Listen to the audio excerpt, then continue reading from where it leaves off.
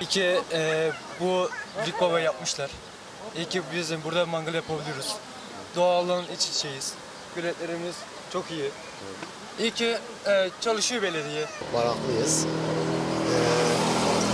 Böyle güzel mekanları dostlarımızdan tavsiye alınca gidip ziyaret edelim istedik.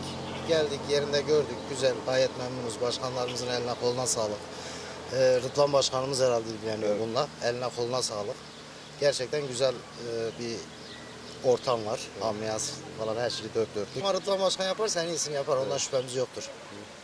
Van Gürpınarlıyım. Ama gerçekten burası çok şahanedir. Çok mükemmel yapılmış. İnşallah bundan sonra da böyle devam eder.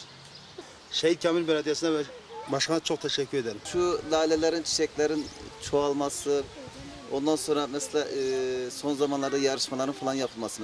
Yani o fotoğraf yarışmasının yapılması bile bizim Antepler için bir şeydir.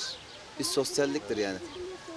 Hani böyle sadece pikniğe gelme, kebap yeme değil de hani herkes mesela şeyini yarıştırıyor, yeteneğini yarıştırıyor. Onun adına ben sevdim yani.